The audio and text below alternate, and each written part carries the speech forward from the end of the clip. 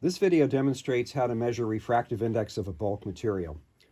We measure refractive index of bulk samples by determining the critical angle between the sample and a measuring prism in the system.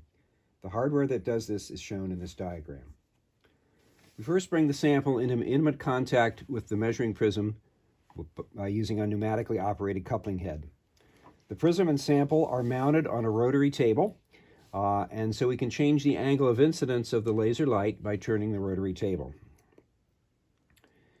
When the laser strikes the prism sample interface at an angle above the critical angle, all of the light which strikes that interface is reflected to the photodetector on the far side of the prism.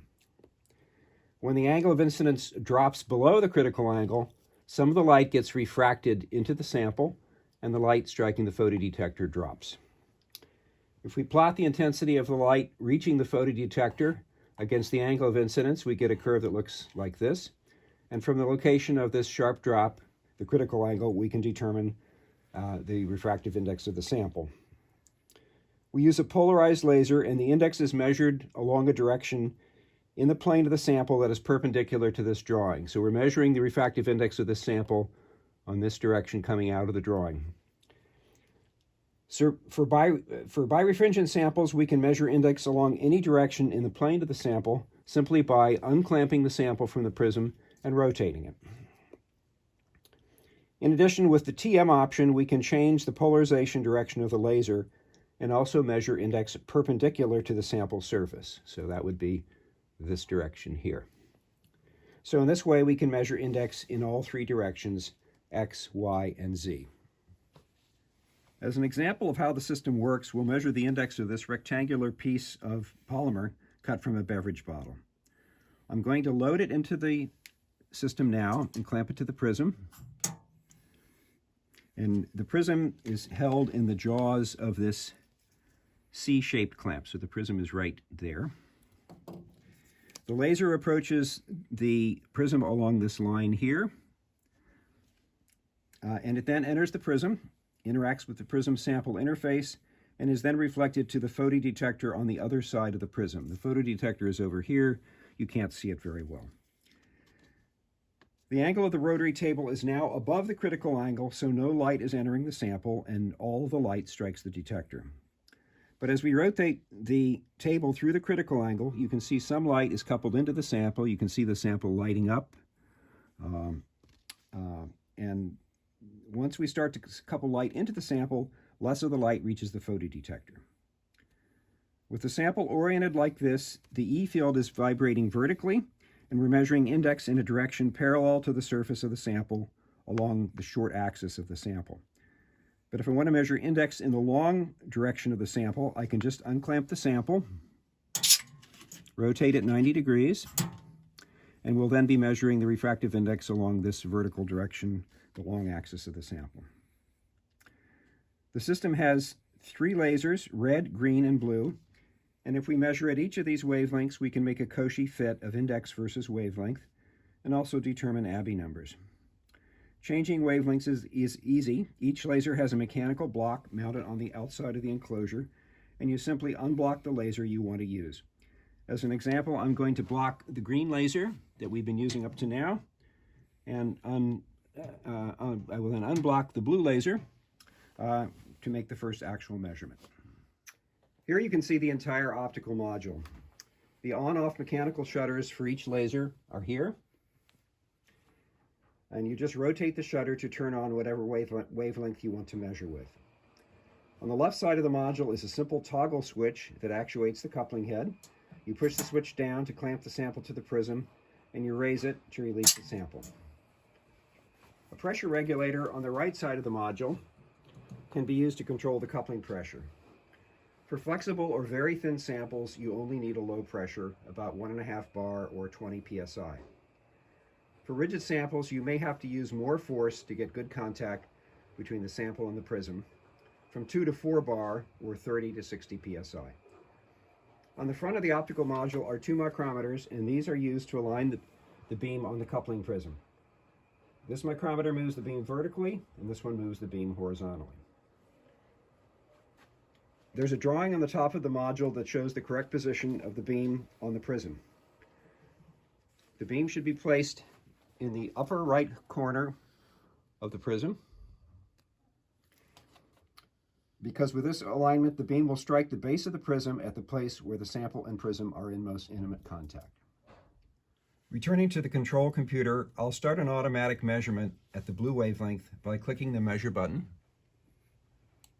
And the critical angle starts on the left side of the screen. This is the critical angle here. And when we reach the end of the scan, then it'll take a few seconds for the system to wind back to the starting position, and then the refractive index at 451 nanometers, the blue wavelength will be calculated. So that number here, that's the number here, 1.6492. Now I'm going to reach over and block the blue beam and turn on the green beam again, but I have to change the wavelength in the software here. So we change it to 516 nanometers. And I will then initiate the green measurement by clicking the measure button again. Once again, we see the critical angle pattern appearing, sharp drop, and then it takes a few seconds to reach the end of the scan and wind back to the starting point to get the index at the green wavelength. So that number at the green wavelength is 1.6332. I can then block the green beam and unblock the red beam, and I will change the wavelength again to 636 nanometers and start the measurement once again at the red wavelength. Another critical angle pattern, sharp drop, and in a few seconds we'll get the index at the red wavelength.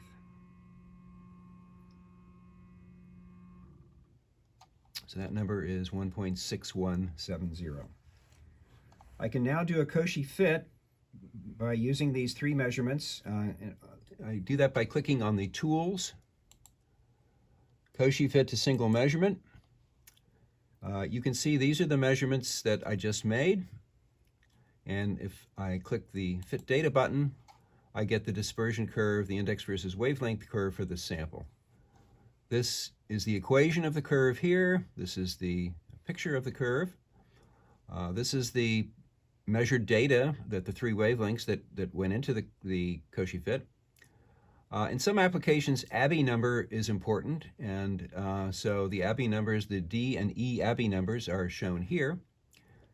And finally, our software allows you to specify up to 6 wavelengths at which index is automatically calculated. In this case here, we've specified that we always want to calculate index at 589 nanometers. That's the sodium D line, so that's the index at the sodium D line. And then again at 550 nanometers, which is at the middle of the visible. So that's the index at 550 nanometers.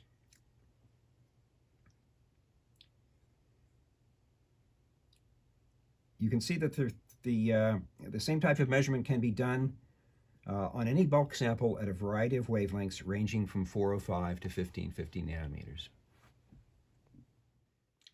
Finally, to show how we measure index anisotropy or birefringence, we've already measured index of the sample at the red wavelength along the long axis. Let's call this the X direction.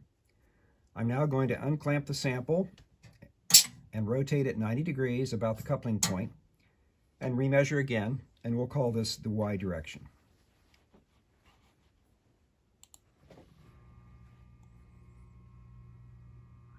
So the critical angle happened a little earlier in the scan than it did before, and that's because the refractive index in this direction is a little bit higher than in the other direction. So the index is 1.6535. This would be in the Y direction. And now by clicking on this button here, I can change the laser polarization from TE to TM. And in this polarization, we're measuring index perpendicular to the sample surface.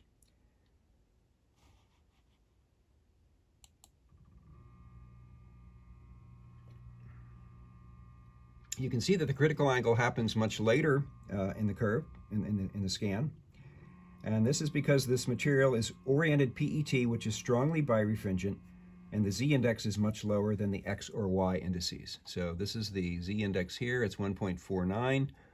The other two indices in the X and Y direction were were up around in the mid 1.6s, 1.65.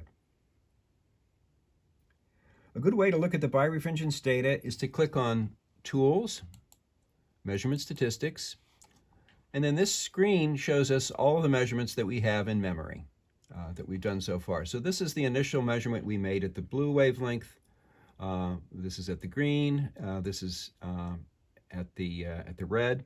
And this was in the long direction of the sample. And we use these three values to determine the Cauchy fit. So these three here are the three indices in X, Y, and Z for the at the red wavelength. So we can compare the index anisotropy, the differences in index on this screen here. So in summary, in about 2 minutes, we've determined index at the red, green, and blue wavelengths and calculated a continuous index versus wavelength curve in the visible. Then, in another 2 minutes or so, we've measured index in X, Y, and Z directions, and that is very useful for characterizing stretched or oriented samples.